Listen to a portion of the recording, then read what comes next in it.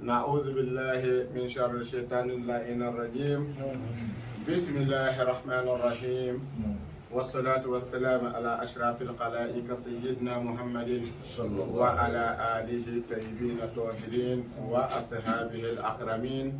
عدد نعم الله وإفضاله. أستغفر ذكري قائلا ربي اشرح لي صدري ويسر لي أمري واحلل عقدة من لساني يفقهوا قولي. أما بعد أمي تمانين الله سبحانه وتعالى فيك وشيطان دمالي تورما kasole an kundi muhammadu ka no ye sungalo tigi muhammadu ye kasole an kundi muhammadu ka no ye lailatul qadr shu tigi muhammadu ye kasole an kundi muhammadu ka no ye jibrila terika ye kasole mikaila terika ka kasole asrafila terika kasole azraila terika kasole waliju jigi kan kasole kiraw jigi kan kasole nabi nyimo jigi kan an solli ko fe alakira muhammad mustafa ka sallallahu alaihi wasallam aman sinjine ala to barakamay alami ba fɔra n'a b'a laban alami ye salo sunkalo yirana n'a ye ɲinan ta yirana ni san wɛrɛ t'a b'a bolo a b'a yira jɔn na jɔ min ka d'a ye an b'an sinsin na ala tɔgɔ barikama ye ala jumɛn de ko don diɲɛ nɛɛma bɛɛ lajɛlen bɛ alami bolo n'a b'a di kafiri ni silamɛ bɛɛ ma ala jumɛn ko don lahara nɛɛma kɛrɛnkɛrɛnlen don alami bolo ni maa minnu sɔnna ka tugu a ka siratigɛ tilelen kɔ k'a b'a di olu ma an b'an sinsin na ala tɔgɔ ye an kɛlen kɔ ka taga ɲinɛ ka bɔ sitana tɔɔrɔ ma bi ka dasu an b'a fɔ an bɛ sunkalo la bi ye sunkalo dimanche fɔlɔ ye sunkalo dimanche fɔlɔ an bɛ dugawu kɛ maliyɛn bɛɛ lajɛlen ye sunkalo min nana jɔ a kɛnɛya ala k'a d'a ma kɛnɛya min bɛ sun in don an b'a ɲini ala ta ala fɛ ala k'o kɛnɛya nɔgɔya ye ka sunkalo in k'an ka jurumu kafari kalo ye ala k'o nɔgɔya ye sunkalo in kana k'an bolo waati fu ye ala k'a k'an bolo waati ye min tɔnɔ bɛ s'a ma diɲɛ fara alikiyama kan ala m'o nɔgɔya maa minnu bɛ tɔnɔ sɔrɔ sunkalo sunnen kan ala k'an fara olu kan maa minnu bɛ pɛridi u ka sun na ala kan'an fara olu kan ala kan'an dɛmɛ olu kan an y'a ɲini ala ta ala fɛ ni sunkaloba in barika n'a lahɔrɔma an ka dɔɔni fitinin min n'a b'an bolo ala ka barika don a la an ka dɔɔniw ala ka barika don a la an ka dɔɔnibaa bɛɛ lajɛlen fo ka diɲɛ dɔɔnibaaw bɛɛ lajɛlen fo tiɲɛ bɛ minnu bolo ani tiɲɛ tɛ minnu bolo nkalon bɛ minnu bolo an b'olu fo an b'o fo mun na an b'o fo walasa u k'u ka nkalon bila u ka tiɲɛ ta o ni foli ka kan olu foli kɔfɛ an bɛna kuma bi ala dugulen tɔgɔ da kan n'a bɛ musalasila gazali kɔnɔ u b'a fɔ musalasila gazali kun fayakun musalasila gazali min bɛ yen n'i ko kɛ a bɛ kɛ n'i ye gazali ta k'a lajɛ kalandenw gazali bɛ taama ni asmaul husna de asmaul husna bɛɛ lajɛlen fa ye alahu ye min dɔnnen don mɔgɔw bolo tɔgɔ fɔlɔ min ala y'a wele a yɛrɛ la a b'a fɔ ko alahu jalla jalaluhu o de ye alahu ye alahu ye harfu joli ye alahu b'a yɛrɛ sɔrɔ harfu a bɛ kuma de harfu naani dɔw yɛrɛ ko alahu ye tɛgɛ de ko n'i ye tigɛ ta k'a lajɛ dɔrɔn i bɛ taa sɔrɔ alahu de don taara m'a faamu ko ala ye adamaden dan n'a yɛrɛ ka sawura de ye lasaratigiw ko alahu ye tɛgɛ de ye alifu filɛ lamu fila filɛ hahu filɛ a bɛ ka faamuya ko nin ye alahu gindo de ye ala y'o de kɛ adamaden ye o de kama ala yɛrɛ bɛ waso k'a ye adamaden dilan n'a yɛrɛ ka sawura ye ala ka fɛn caman bɛ adamaden na an bɛ ala fo la ala min y'an kɛ adamaden n'a m'an kɛ daba ye o sirri bɛ alahu de kɔnɔ yani an ka don alahu gindo in kɔnɔ duratul asrarul awliya an b'a kalanden bɛɛ lajɛlen fo bɛɛ ka bonya sira ma minnu ye sukaro bila ka na minnu ye dumunifɛn wɛrɛw bila ka na minnu ye malo bila ka na minnu yɛrɛ ta kɛra o karamɔgɔ nin bila ka bila i ka pɔsi kɔrɔ i ka sukaro san n'a ye an bɛ bɛɛ lajɛlen fo bɛɛ ni se de don bɛɛ n'i ka se de don k'i ka barika ɲini an bɛ bɛɛ lajɛlen fo i ka kɛta la minnu fana ma se sɔrɔ ka tila k'a ɲini ala fɛ ala ka se nɔgɔya o ye ɲumanya ka di maa ye karisa ye furusiri ye cɛ fɛn dɔ de b'a bolo n'i b'a bolo n'i y'o minɛ a la walahi a ti maa sɔn an bɛ dugawu kɛ ɲɔgɔn ye ala kana maa si dɛsɛ anw na ala kana an dɛsɛ an kungo kɔnɔ ala kana an dɛsɛ ka maa wɛrɛ dɛmɛ n'i y'a mɛn i b'a fɔ maa ma ko dɔ de b'i bolo yen an kana ɲɔgɔn nɛgɛ dɛ karisa ye furusiri ye maa min don furusiri a fɔ fɛntigi don ni fɛn tɛ maa min bolo o ti maa sɔn koyi a b'a yɛrɛ d'i ma wa aksika ira dima donc be duwo ke kalande be sungole mbunya ko so ala ka bedere men no musaga ala ka dawma so musaga ala ka no ya faka ta sel doma ala ka musago no ala mi nyina tay nyira na ka nyino ala o taala ka sawara tay ira na mbora yi ambi fole ke bela jene munu sera ka bunya ke munu masika bunya ka be be fo ambi duwo ke bela jene ala ka beso ala ka be korota ala ka musajago de na o bela jene shi jane ke na ala bulo ala ko no yanye num kera me me nyom bulo ya nan tebe na ka boye amina Allahu ina kumi nya fo e chukumi ka fo Allahu tegede ala ya adama de nda o gindo de be bi namina kumo ka Allahu harfu inaniye a hindi bi woro ani worai bi woro sirno bi woro abita be wanani ani keme saba ani biduro ani woro ni la saratu ba fo ko waniltu koro ko nyaso waniltu nyaso ni walil tuta armukana o ko nyaso iye mun soro ibina minni ne ku ibina so donc bi ka darsu bina bulu wode kan ka fo kala ndew nyana ni gindo baye musallasul ghazali kono mi domba ka dogo kosobe iso la ilaha azam baka ghazali sendige c'est-à-dire ode Allahu parce que ni ghazali ta chugo asmaul husna mi ba kono jago de be Allahu ta fe abe Allahu bi bla bela jenna ka sorka wuli kata otuma wo Allahu kelen gindo yi amino de dawma munu makobe na folola e makobe mino hake dola ka fo do glanaye ibata ka bara nga ka fo kala ndo nyana na ya soro ima kidima ke urdin cheli ibulu jago yi na foro ka bi ke klisa ba ima dilka kidima kala e ti se ka la nyini soro klisa ba konnana ni wurdi fana bana ayo hakili tola adama de jonde kala de faka tiende fo nyonyana ne ka mustajab bisika boye ni tay ni ne yake abike ala be obenene ala che ala e jondo kanu kasoro kuma fuike ala ma fo ne exemple do be kata no tige ala dele ala be so ma ala dele ala ba so kuma tena ya ala dele jamakulu jolbe munu be ka fen soro kasoro kuma ala dele o ka chawo jone ala chela ala dronde bado o mana fe na soro yira ala kanu bo chela ko ni mi nyina fa yi kanu nai ni yake abitelia na ya soro fana e mo joro soro ala bulu ni yake na sumare bi continuer ka kedi don ba ko ni jole be da ko re bi ka da ko mo tika kuma ni ma kon be so kono don e nyinga che bi ka na da ko mo be la ina nyinga mu yi jo da ina ya on ni ya ko mo chef la ni mama na etara iti do da ngono so ngono ala dili fana be tande faka o fo mo nyina ka je ya na ya ta ka bara bisira musa jabu soro kile saba kono ibisa ka soro kile wolum ka kono ibisa ka soro kile kono do kono ya gaya tu nu temena ka soro ima soro fio kana adatu imbla lazimu ka la shushu ala shekele ndo tara ama pamde continue ka lazimu kala iba ya bina nati na fio abina tamashin yire la mi ba yire la fio ka foko ifilla a activité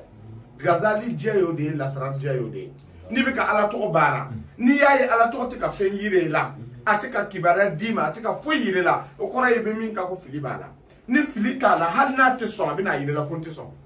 ni ala te so ala bina tamashin do yire la mi ba yire la ka foko yebe ka fen min bara ala ma ala tike ka so sisa o kuma ere na ala mne ka wuli ka bwa kan ka wati wona kono abika famuya me ka ke ima fenye ima feme ima fen soro ngachi amai baro bina mi daw ma binaw ya ke abike ni mi ye ni ntaka bara abike ye la yini mi do akono abike sigatala ni mi jarabi ka yembe ko de daw ma tina fa ne ka doni la jashi de mo ko de kala la ay no bora ata me ro wera lawo abi munu bolo tina di de ne ma fo ngabe ne kilembulo ngabe munu bolo lu la bele ti kadi ni ko de ba lo ko ba fa ga o kadi billahi e ba tigi de ya ba jia ibi nye bo afa ebe nye bo min ka afa ni ta soro kada ale o ba ale bo bila o dadi e ko nye ka chago yi tarama ba mo de don ba do de la ka fo ko difference kele ne be kalande ne karamo che ko kalande karamo ko be min do ko kalande to do ko no na yo do ka ti ka kalande ayo bi ma ni ko la o te na o kala de ayo to o kala de ay jere ma to do lawo eni ya kala be ke nyona do e o bi kala anga sirifiu anga soro ka karamo o be o kakana fini billahi o tadi kala deba e kala na amiri ke rale billahi do de la ka fanya ko ngana ta fiyo soro ka do uni kala nete bolo do minengele kono fiyo billahi o take kuna yi logma ta nyon fa ti ba je dum na le ni be kile iba dun ka to dama karamo ka ya fama donc ni yoro ni ka fo kala ne onyana ayo chesiri inshallah mi be ne bolo ne ko mbakla na o che na yo chesiri ka ke ni mi ya barka nyini ni mi yere de soro barka nyina beni dakandelo do be arjina nyina ta soro ko ha ati janname nyina ala bo dama ala kan kisho amin do jiye be tande ma be mi nyina ta be soro ngai jija ikala nyini chama be kaso ko so doni fanga ba kumbe mamu no sara kelengele mu no mbe sisa uluti na dawma ne ko mba dawma ni ne adawma aya encourager aya ke aka foye karmo yemi dama wuli balde do ni wuli bal ye nyake nyaaye ala sona nya fo kala ndembe nyana yani ka nya ga yera la bi nya ala de la masami do na sona bi mako kla na bana bi bampia ita yoro do jango keta nyina ga donc na mbole sami tami ako faidatu musallas al ghazali kun fayakun wa kayfiyatuhu kun ye kayfiye mi musallas al ghazali jigi to doye ni ko ke abike ni ko ala million tan mi soro ni ko ala million kele mi soro o de kun fayakun ni abeka fam ya anta hasibu ibno ke chukudi kuy ka jate boake Umar bun sita anya Umar de ta ka ba to ke sita yi yatlubu min Allah abika nyinni ke Allah subhanahu wa ta'ala fe an yajribu ilayhi 100 million ko ala ka le gerze million kemena ya fo ne te fitini fede ne be chama nyinni ke do mi chama de fitini nu mai ne ki ma kire so ka fla so abi ba ha min aidi nas wari mbe bo jombolo adama dombolo ni ami nyona na fulo tikite do di tabara la handi be commercial ni to commerçant ni commerçant do de tara sani ki fe ubi bita dat sani ke do re fe do ika na fulo to bo jina bulu ati bo wo bulu wa ala ya tina na kana dima melege kumate ngache ibi ko war soro adama dombolo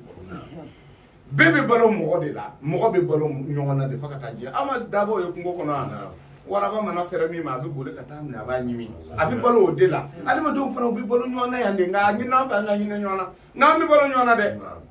ah ni ka bitigi da ile ka minata do de fe na bana kata di ma bitigi la ngolo betoy donc ibina soro fe nyine jonne fe ba fo ala yo ko na fo le ngers ga million kemena ka bo adama do tige na yo hindi bo ona na ba fla ani bi kono ne kelenda ma ka tu mi na fiye ibina ode jigi sisa gazali kono ni kefiya le takla ni adaduta atikla ibina adadu indita ha watanzila adad hifi musallas al-ghazali ibina di musallas al-ghazali kono min baytul kursi kama baytul kursi la no yeye wa fulani bi kono don kelen flen on ka jate bena ni de ma anna na blakat mu kono baytul kursi kono kana baytul nari kono kana kalamu kono kana turabi kono kana kutubu kono kana laba baytu hawa'i kono anyo de fora min betul kursi la betul hawa ay ni yore fa ya kusure ni sira betul hawa ila sisa wa tahsib ma fi betul nari ibn jatineke talike mi be betul nari kono wa betul hawa ani adadum be betul hawa kono wa tan kusu zalikal adad min waniltu ibn adadu takabo waniltu la parce que Allah ho bi woron woro sur ma bi woron woro o de wa nanni kebesan bi dur an woro alif lam mim Allah la ilaha illa huwa al hayyul qayyum kemenani ni bi shigini nani o sur ma konondon o de wa nani ani keme saba ani bi dur an woro na wa bay na do ibina bare nke kle konondon de niyata alif lam mim Allah la ilaha illa huwa al hayyul qayyum ni gazali a clé de yoyi ni musallas al-ghazali clé de alif lam mim Allah la ilaha illa huwa al-hayyul qayyum ni clé de yoyi ibo di ka bede o yi clé nta ka gochi clé konondon comme bara clé konondon clé konondon intale abita walil tu kelen dawa abita famia do ni adadu intasta iya jigiya kanana iya ka kelen faraka ka digi kana kelen faraka ka kelen faraka kelen ina fanya dama chogomi ni sera betul hawaii kono ibina ni adaduta kani adaduta okora ni muradu tisika chaya alam fara milliardaire ka ika jamadia ika gerzegadia ika warchamadia ika bazarisi no ayama otisika dunu mono ningala nyine dimai fulana bun fulana ti yatlubu min Allah kaza wa kaza bi an yujallibu ilayhi kaza wa kaza abika famya onko Umar bun sita yatlubu min Allah an yajlibu ilayhi 100 million min aidi nas abana okora jate mi ibata edije ka muradu suyoroma flaka bo wanil tula ka toto abika famya ibina makomi bo akana chia kateme wa fla ani donika de wa fila ni bi kono yi wa fila ni bi kono do e ka o la ka jigi fa duguma e bi sigi ga murabdu gila ka be wa fila ani bi kono ani do ni ma kuma chama ta ale la ba abe ka famia donc susa nu kera sani na jigi e be ni so inta kanita anyo fila fara nyonka kana bo wannan ni keme saba ni bi duru no woro la ato tora keme ni bi woro ani shegi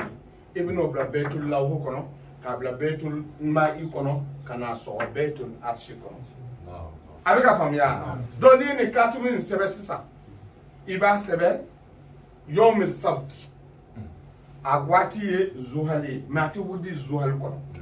na ka fo kalande onyana ni sabti jora ka bandron ni lulu nyuma fe soro bi se ka gazali diga kono abike jago ya teni yake zuhal kono alolo yere zuhal de ni ye zuhal hindi bo abika be binani ani duruma zuhal ni ya bo abika be binani duruma musala sala gazali misahatu ye binani durin ya fo shi ya chama kata o to na fe ni ya ta ibisa ka baraka keseme di kle kono na ya jigi abika famuya ni ya jigi sisa o wati kono na katumu kono ibina bara la je na so ba bara fardawla ibi dimashi fajir kono ibi na bara damne ngani kefie ina ke to sababala wati sababala kefia sababala wati sababala o gino kono amino fo kala blo kono kala ndo no mai abika famuya ne be wurdi wati do de kono wati sababe kle kono 24 heures kono barutu no fo mo hoyede abo fo aka kalando ye kalamblo na iminja falyumin na iminja falyakfir na ija kalanke na ija kalanke ibi yere ni ba fa ka to rezo kan ina adam le me ta la ba me amodu ko mo la koy an ko lasrat se ka so lasrat ma bisika fo e rezo ka ma billahi lasrat so rezo ka na me so rezo ka sa so diye wulila don baka gindo abada ka kalando ma wane time ba dawma ni video bana mena adartu a vocal black a foye abike ni air de la abike ni air de la abike ni air de la billahi na ya ka abike sira shitala o to na fa ni jigi sisa abina mo fie iya jigi abana wani tuba ibo bo katumi na adabi na fi baitul lawhi ila al arsh katabla arshilas o kora ni na ni faranyonka iba jigi ka afamna summa tazkuru ism ibna ismi wurdi ibna ismi jima wurdi yawmal ahadi dimashi mina wati sabami dawma gindola ni gazali be active wati saba kono abina bara wati saba de kono 24 kono wati saba de do gazali be active wati saba de kono mina vocal bla kalam lo kono alif lam mim allah la ilaha illa huwa al hayyul qayyum ni ya hindi bo abe be kemenani ani bishige ani nani ma nya fo ngo suyorma